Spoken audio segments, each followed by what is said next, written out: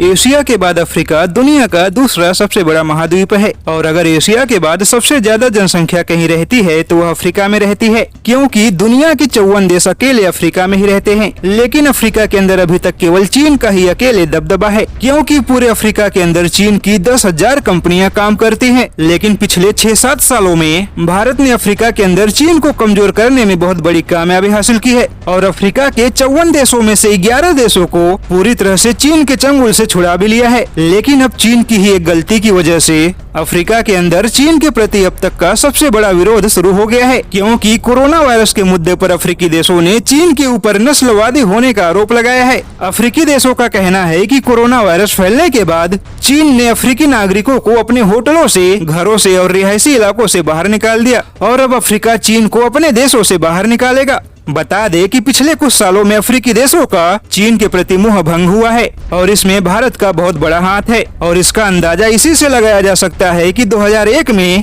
भारत का अफ्रीका के साथ व्यापार केवल 5.3 अरब डॉलर का था, लेकिन 2018 में यह व्यापार 75 अरब डॉलर से भी ज्यादा हो गया है। और इसका सबसे बड़ा कारण यह है कि भारत अफ्रीकी देशों को यह समझाने में कामयाब हो रहा है कि चीन का निवेश अफ्रीका के भविष्य के लिए अच्छा नहीं है। हालांकि अफ्रीका के अंदर नाइजीरिया भारत का सबसे बड़ा व्यापारिक साझेदार है, लेकिन चीन के प्रति बढ़ती नफरत न केवल भारत के लिए ही मौका है बल्कि रूस भी इस मौके का बड़ा फायदा उठाने की फिराक में है। लेकिन पिछले साल आयोजित रशिया अफ्रीका समिट के बाद व्लादिमीर पुतिन ने संकेत दिया था कि अफ्रीका के विकास के लिए और अफ्रीका में व्यापार बढ़ाने के लिए भारत के साथ प्रतिद्वंदी नहीं बल्कि सहयोगी देश के रूप में काम करेगा, जो कि रूस, भारत और अफ्रीका तीनों की अर्थव्यवस्था के लिए बेहतर होगा। हालांकि चीन का व्यापार अफ्रीका के अंदर लगभग 200 अरब डॉलर का है, लेकिन इसमें हर साल 4 से 5 अरब डॉलर की गिरावट हो रही है, क्योंकि भारत चीन के व्यापार में तेजी से सेंध लगा रहा है। लेकिन अब जिस तरह से अफ्रीका के अंदर चीन के प्रति नफरत बढ़ती जा रही है, उससे भारत के पास अफ्रीका के अंदर अपनी पकड़ को मजबूत करने का मौका और भी ज्यादा बढ़ गया है।